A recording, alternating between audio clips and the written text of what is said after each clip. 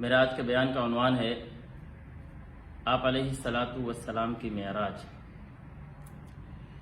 اس معراج پر اللہ رب العزت نے آپ علیہ الصلاۃ والسلام کو جب اپنے پاس بلایا تو اس امت کے لیے اللہ رب العزت نے اپنے بندوں کے لیے کیا تحائف دیے اور آپ علیہ الصلاۃ والسلام پر اللہ رب العزت نے کیا کرامتیں نازل فرمائی اور ہمیں کیا سبق ملتا ہے۔ قرآن مقدس کی ایک آیت کریمہ میں نے آپ کے سامنے تلاوت کی۔ بنیادی بات یہ سمجھیں گے کہ اللہ رب العزت نے اس آیت میں واقعہ معراج کی طرف اشارہ کیا اور یہ بتایا کہ میں نے اپنے بندے کو رات کے ایک تھوڑے سے حصے میں معراج کا سفر کرایا، اور بعبدہ سے اشارہ اس طرف کر دیا کہ یہ معراج کا سفر کوئی نیند کی حالت میں نہیں ہوا تھا، یہ معراج کا سفر کوئی خواب نہیں تھا، بلکہ اللہ رب العزت نے آپ علیہ الصلاۃ والسلام کو روح مع الجسد یعنی اس جسم کے ساتھ ہی اللہ نے اپنے پاس بلایا اور معراج کا سفر کروایا۔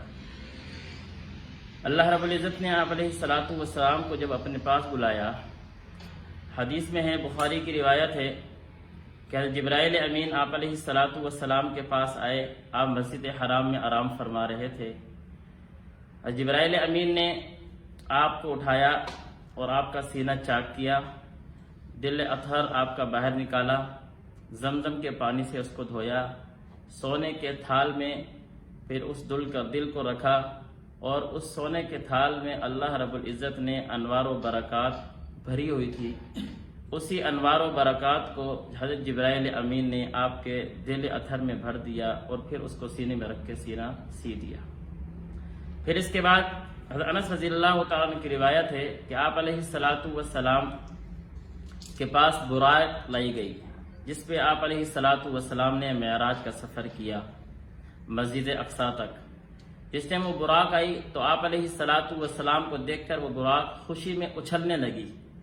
حضرت جبرائیل امین نے فرمایا کہ اے براق، کیا تو آپ علیہ الصلاۃ والسلام کے سامنے اس طرح کرتی ہے کہ اس سے پہلے تیری کمر پر کسی اور ہستی نے آپ علیہ الصلاۃ والسلام سے بڑی عظمت والی ہستی نے سفر کیا ہے؟ جس ٹائم براق نے یہ سنا تو مسند احمد کی روایت ہے کہ براق وہیں پر تھم گئی، خاموش کھڑی ہو گئی اور اس براق کے پسینے چھوٹ گئے۔ آپ علیہ الصلاۃ والسلام کو اس براق پر سفر کرایا گیا، مسجد اقصی میں لے جایا گیا۔ مسجد اقصی میں لے جا کر حضرت جبرائیل امین نے آپ علیہ الصلاۃ والسلام کو امامت کے لیے مصلی پہ کھڑا کیا، اور تمام انبیاء نے آپ علیہ الصلاۃ والسلام کی امامت میں نماز ادا کی۔ اس سے آپ علیہ الصلاۃ والسلام کی فضیلت اور عظمت ظاہر ہوتی ہے کہ آپ علیہ الصلاۃ والسلام کو اللہ رب العزت نے کتنا اونچا مقام دیا تھا کہ آئے تو سب سے آخر میں لیکن بازی سب سے آگے لے گئے۔ پھر اس کے بعد آپ علیہ الصلاۃ والسلام کو اللہ رب العزت نے اپنے پاس بلایا۔ پہلے آسمان پہ گئے، دوسرے پہ گئے، تیسرے پہ گئے، ساتوں آسمان طے کر کے جبرائیل امین نے آپ کو سدرۃ المنتہا تک چھوڑا۔ وہاں سے اللہ رب العزت کے پاس آپ علیہ الصلاۃ والسلام گئے اور جا کر ملاقات کا اور ہم کلام ہونے کا شرف حاصل ہوا۔ آپ علیہ الصلاۃ والسلام جس ٹائم اللہ رب العزت کی بارگاہ میں گئے تو آپ علیہ الصلاۃ والسلام نے اللہ رب العزت کی بارگاہ میں اپنی امت کے 3 تحفے پیش کیے۔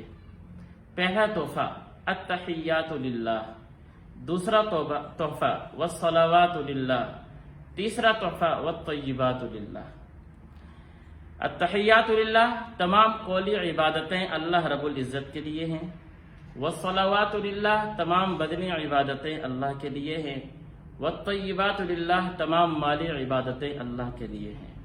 بتا یہ دیا کہ میرا بدن، میری زبان اور میرا مال یہ تو میرا ہے ہی نہیں بلکہ اللہ رب العزت کا ہے۔ تو میں یہ نہ سمجھوں کہ یہ زبان میری ہے، یہ نہ سمجھوں کہ یہ بدن میرا ہے، یہ نہ سمجھوں کہ یہ مال میرا ہے، بلکہ اللہ کی دی ہوئی امانت ہے۔ جب امانت کسی بندے کے پاس رکھی جاتی ہے تو اس میں خیانت نہیں کی جاتی۔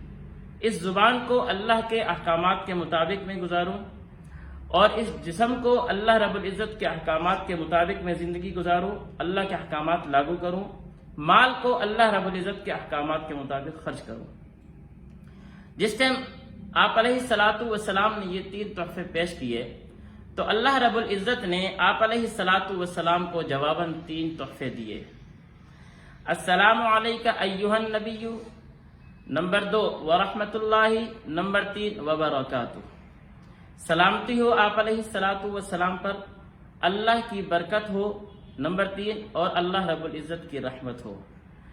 تو محدثین یہ کہتے ہیں کہ جس ٹائم یہ تحفے آپ علیہ الصلاۃ والسلام کے سامنے پیش کیے تو آپ علیہ الصلاۃ والسلام نے فرمایا اے اللہ میری امت کو بھی اس میں شامل فرما لیں۔ تو پھر اللہ رب العزت نے فرمایا السلام علینا وعلی عباد اللہ الصالحین، کہ سب پر سلامتی ہو اور میرے نیک بندوں پر اللہ رب العزت کی رحمت اور برکت ہو۔ آپ علیہ الصلاۃ والسلام جس ٹائم وہاں سے آنے لگے تو اس امت کے لیے اللہ نے 3 تحفے بھیجے۔ پہلا تحفہ صلوات الخمس، 5 نمازیں۔ دوسرا تحفہ خواتیم سورۃ البقرہ، سورہ بقرہ کے آخری رکوع، آخری 2 آیتیں۔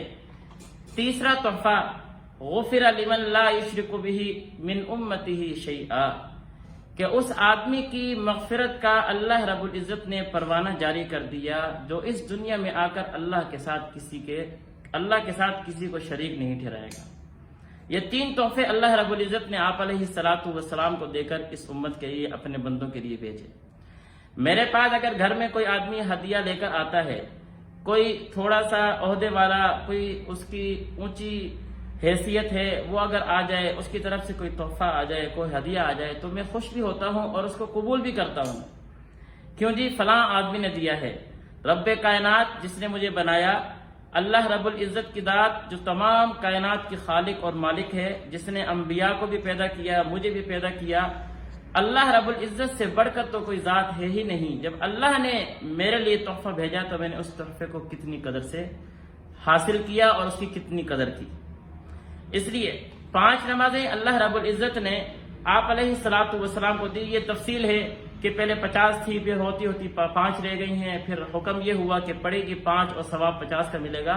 میں اس طرف نہیں جاتا، خلاصہ ذکر کر رہا ہوں کہ معراج میں آپ علیہ الصلاۃ والسلام گئے تو اللہ رب العزت نے اپنے بندوں کے لیے 3 تحفے بھیجے۔ پہلا تحفہ 5 نمازیں، دوسرا تحفہ سورہ بقرہ کے آخری 2 آیتیں۔ سورہ بقرہ کی آخری 2 آیتیں کہ جو آدمی رات کو ان 2 آیتوں کو پڑھ کر سوئے گا، آمن الرسول بما انزل الیہ سے آخر تک، اللہ رب العزت اس کو کافی ہو جاتے ہیں، یعنی رات کے شرور فتن سے اللہ اس کو محفوظ فرما لیتے ہیں۔ اگر وہ آدمی تہجد گزار ہے، صبح تہجد کے لیے نہیں اٹھتا، تو ان آیتوں کی برکت سے اس کے نامہ اعمال میں ثواب لکھا جاتا ہے، اور بھی اس کے مطالب لکھے گئے ہیں۔ سورہ بقرہ کی آخری 2 آیتیں رات کو پڑھ کر سونے کا معمول بنانا۔ اور تیسری چیز کہ اس دنیا میں رہ کر اللہ رب العزت کی ذات کے ساتھ کسی کو شریک نہ ٹھہرانا۔ انسان گناہگار ہے، اللہ سے معافی مانگے، اللہ معاف کر دیں گے۔ بڑے سے بڑا گناہ ہو جائے، اللہ کے سامنے توبہ طائب ہو، اللہ رب العزت معاف کر دیں گے۔ لیکن شرک یہ ایک ایسا برا عمل ہے، برا فعل ہے کہ قرآن مجید میں اللہ نے صاف فرمایا ان اللہ لا یغفر ان یشرک بہ، کہ اللہ مغفرت نہیں فرمائیں گے اس کی جو اللہ کے ساتھ کسی کو شریک ٹھہرائے گا۔ یہ 3 تحفے اللہ نے مجھے دیے، اللہ ہمیں ان تحفوں کی قدر کرنے کی توفیق نصیب فرمائے۔ آپ علیہ الصلاۃ والسلام جب گئے تو آپ علیہ الصلاۃ والسلام کو کچھ نظاروں کا مشاہدہ کرایا گیا، کچھ چیزیں دکھائی گئی، جنت کے محلات بھی دکھائے گئے، جہنم کے کچھ نظارے بھی کرائے گئے۔ ان میں سے میں 2 کا ذکر کرتا ہوں۔ آپ علیہ الصلاۃ والسلام جب حضرت جبرائیل امین کے ساتھ جا رہے تھے تو اچانک بادل کی چمک اور بادل کی جو ہے روشنی وہ آپ علیہ الصلاۃ والسلام کے ارد گرد ہو گئی۔ اس موقع پر آپ علیہ الصلاۃ والسلام نے چند لوگوں کو دیکھا کہ ان لوگوں کے ناخن تانبے کے ہیں اور وہ اپنے چہرے کو نوچ رہے ہیں۔ آپ علیہ الصلاۃ والسلام نے جبرائیل امین سے پوچھا کہ یہ کون لوگ ہیں؟ حضرت جبرائیل امین نے فرمایا کہ یہ آپ کی امت کے وہ طبقہ ہے جو لوگوں کی عزت دری کرتا ہے، لوگوں کی عزت تار کرتا ہے، لوگوں کی عزتیں لوگوں کے سامنے، دوسروں کے سامنے ان کی عزتیں خراب کرتا ہے۔ یہ وہ طبقہ ہے۔ آج میں دیکھوں کہ میں اپنے زندگی میں رہتے ہوئے کتنا کیا نام ہے میں اس سے بچ رہا ہوں اور کتنا میں اس میں ملوث ہوا پڑا ہوں۔ پچھلے دنوں یہ 8 مارچ کے موقع پر عورت کے حقوق کے حوالے سے بات ہوئی، اس میں کیا ہوتا ہے میں ذرا نظر اٹھا کر دیکھوں اور اس حدیث کو بھی میں سامنے رکھوں۔ اگر یہ حدیث میرے سامنے ہوئی اور اسلامی تعلیمات میرے سامنے ہوئی تو میں کبھی بھی جو ہے اس طرح کے بیہودہ حرکات نہیں کروں گا اور نہ ہی کرنے کی سوچوں گا۔ اس لیے پہلی بات جو دیکھی آپ علیہ الصلوۃ والسلام نے کہ ایک قوم سے گزر ہوا کہ وہ اپنے چہروں کو نوچ رہے ہیں اور ان کے ناخن تانبے کے ہیں، فرمایا کہ یہ وہ ہیں جو لوگوں کی عزتیں خراب کرتے ہیں۔ دوسرا ایک اور طبقے سے گزر ہوا جن کے پیٹ کمرے جتنے بڑے بڑے ہیں اور ان کے پیٹوں میں سانپ پھر رہے ہیں اور باہر سے سانپ نظر بھی آ رہے ہیں۔ آپ علیہ الصلوۃ والسلام نے جبرائیل امین سے پوچھا کہ یہ کون لوگ ہیں؟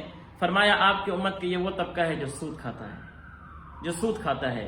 اس لیے میرے بھائیوں، ہم اپنی زندگی میں رہتے ہوئے اس چیز کا معمول بنائیں کہ اسلام کے مطابق میں نے زندگی گزارنی ہے۔ میری زندگی اگر فلاح پر چل سکتی ہے، میری زندگی اگر کامیابی پر چل سکتی ہے، میں زندگی اگر کامیاب طریقے پر گزار سکتا ہوں تو وہ اسلامی تعلیمات میں ہے۔ آپ علیہ الصلوۃ والسلام کے معراج کا سفر، اس میں ہمارے لیے کئی سارے سبق ہیں۔ ہم اس معراج کے سفر کو دیکھیں اور اس کو پڑھیں اور اس سے سبق حاصل کرتے ہوئے اپنی زندگی میں ہم اب اس معراج کے سفر کے جو اسباق ہیں وہ ڈھالتے ہوئے اپنی زندگی اسلامی تعلیمات کے مطابق گزاریں۔ جو کچھ کہا گیا ہے اللہ رب العزت اس پر عمل کرنے کی توفیق نصیب فرمائے۔ وآخر دعوانا الحمدللہ رب العالمین۔